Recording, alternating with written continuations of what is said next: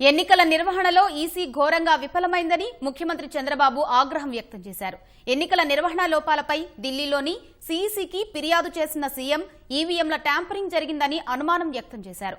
రాష్ట్ర ప్రభుత్వ ప్రమేయం లేకుండా అధికారులను బదిలీలు ఎలా చేస్తారని నిలదీశారు. ఓట్ల తొలగింపు వ్యవహారంపై కేసులు పెట్టిన ఎన్నికల సంఘం అందుకు తగిన ఆధారాలు అడిగితే ఎందుకు ఇవ్వడం లేదని నిలదీశారు. సీఎం బృందం ఇచ్చిన ఫిర్యాదుపై అన్ని వివరాలు తీసుకుంటామని అరోడా చెప్పారు. రాష్ట్రంలో పోలింగ్ జరిగిన తీరు, ఎన్నికల సంఘం ఏకపక్ష నిర్ణయాలపై ముఖ్యమంత్రి చంద్రబాబు ఈసీకి ఫిర్యాదు చేశారు. ఎన్నికల్లో పోటీ చేసిన కొందరు అభ్యర్థులు, ఎంపీలు, మంత్రులతో కలిసి ఢిల్లీ వెళ్లిన ఆయన సీఈసీ సునీల్ అరోడాతో దాదాపు గంటన్నర సేపు సమావేశమయ్యారు. ఓటర్లను తీవ్ర ఇబ్బందులకు గురిచేసిన ఈవీఎంలు, వీవీప్యాట్లపై ఫిర్యాదు చేశారు. ఈవీఎంలు మొరాయించిన తీరుపై ఆయన అసహనం వ్యక్తం చేశారు. ఒంటి గంటకి మిషన్ పెట్టారు. ఒంటి గంటకి మిషన్ పెట్టి మేము అర్జెంట్ పోలింగ్ ఇవ్వమంటే అది కూడా ఇవ్వాలి. తెల్లవారుజామున 3:30-4 గంటలకు పోలింగ్ జరిగింది.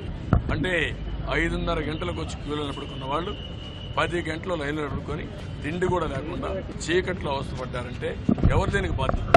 ఎలక్షన్ కమిషన్ కాదు. అంటే ఓటర్స్ అనేవాళ్ళు ఏమైనా మనకి పిచ్చిగాళ్ళ?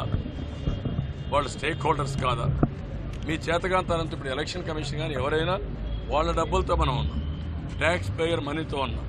అలాంటప్పుడు అలాంటి ఓటర్స్ని గౌరవంగా చూసే బాధ్యత మనకు లేదా? మీకు లేదా? ఇంత దుర్మార్గం ఏంటి? అంటే మీరు ఏం చేసినా జరిగిపోతుందని ఇవన్నీ చేశారు.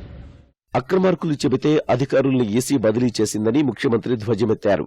ప్రజాస్వామ్యాన్ని ఖూనీ చేసేందుకు మోదీ, కేసీఆర్, జగన్ శతవిధాలా ప్రయత్నించారని మండిపడ్డారు. కడాన ఒక SP, Kadapa SP, YSR Congress party అధ్యక్షుడి యొక్క ఇంట్లో మర్డర్ జరిగితే ఈ కేసు ఎస్టాబ్లిష్ అవుతున్న ఉద్దేశంతో మార్పిచ్చే పరిస్థితికి వచ్చారు. ఉన్న పడంగా ఉదయం చీరాల ఎమ్మెల్యే అభ్యర్థి వైఎస్ఆర్ కాంగ్రెస్ పార్టీ అనౌన్స్ చేస్తే సాయంత్రానికి ఎలక్షన్ కమిషన్ ట్రాన్స్ఫర్ చేస్తారు, సిఎస్ఎన్ ట్రాన్స్ఫర్ చేస్తారు. సిఎస్ఎన్ ట్రాన్స్ఫర్ చేసి ఎవరిని వేస్తారు? ఏదే జగన్మోహన్ రెడ్డి కేసులో కోవా కేసులు వేస్తారు. అంటే ఎక్కడికి పోతున్నారు మీరు? ఇలాంటి తప్పుడు పనులన్నీ చేసి రాష్ట్రంలో అడ్మినిస్ట్రేషన్ డిమారలైజ్ చేయాలని చూశారు. రాష్ట్ర చరిత్రలో ఎన్నడూ లేని అరాచకాలు జరిగాయని ముఖ్యమంత్రి అన్నారు.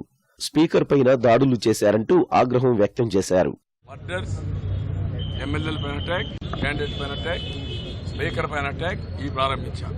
అంటే అరాచకాన్ని సృష్టించారు. ఫస్ట్ టైం ఆంధ్రప్రదేశ్ చరిత్రలో ఇంత అరాచకం, ఇంత వైలెన్స్ ఎప్పుడు జరగలేదు. రావణ కాస్త చేశారు, దుర్మార్గంగా ప్రవర్తించారు. రెచ్చిపోయి రౌడీలంతా రోడ్డు మీద వచ్చారు. అల్టిమేట్గా ప్రజా జీవనం స్పందించే పరిస్థితికి వచ్చింది. నా తీవ్రమైన అసంతృప్తి, నిరసన కూడా తెలియజేశాను. ఈవీఎంలపై ప్రతి ఒక్కరికి అనుమానాలున్నాయన్న ముఖ్యమంత్రి నివృత్తి చేయాల్సిన బాధ్యత ఎన్నికల సంఘందేనని స్పష్టం చేశారు. ఎన్నికల ప్రక్రియను అపహాస్యం చేయాలంటే చూస్తూ ఊరుకోనని హెచ్చరించారు. ఈరోజు ఈవీఎంల పైన అందరికి సందేహాలున్నాయి, కామన్ మ్యాన్కి సందేహాలున్నాయి, మీరు పెట్టిన ఈవీప్యాట్ల పైన సందేహాలున్నాయి. నేను అడుగుతున్న, ఎందుకు సుప్రీంకోర్టుకు మీరు ఇచ్చారు? 6 రోజులు పడుతుంది. 6 రోజులు పడుతుందా? మీడియాని పెట్టండి, నేషనల్ మీడియాని, అందరం కూర్చుందాం, కూర్చొని కండక్ట్ చేయండి, మాక్ పోలింగ్ కండక్ట్ చేయండి, కౌంట్ చేయండి, ఎంత టైం పడుతుంది చెప్పండి. ఇదే దేశంలో చెప్పండి మీరు 6 రోజులు పట్టిందని, దాన్ని నొక్కుంటా. ఇలాంటి తప్పుడు విధానాలతో ప్రజాస్వామ్యాన్ని అపహాస్యం చేయాలనుకుంటే ఎవరు దీన్ని వదిలిపెట్టే పరిస్థితిలో ఉండరు. మీరు ఫ్రీ అండ్ ఫెయిర్ పోలింగ్ ఉండాలి.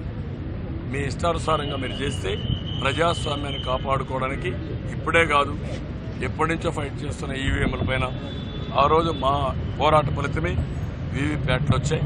ఇప్పుడు వీవీప్యాట్లు కరెక్ట్ అని ఎప్పుడో చెప్పాము మేము. పేపర్ బ్యాలెటే ఈ దేశానికి సరైన నిర్ణయం.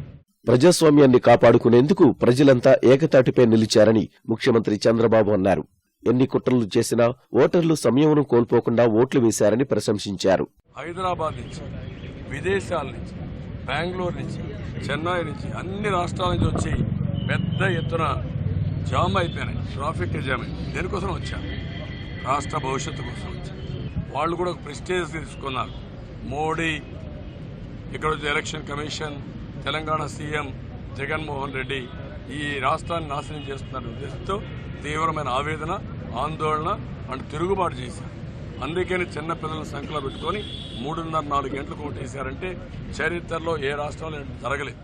ఆదివారం ఢిల్లీలోనే ఉంటానన్న ముఖ్యమంత్రి జాతీయ పార్టీలతో కలిసి భవిష్యత్ కార్యాచరణ నిర్ణయిస్తామని స్పష్టం చేశారు.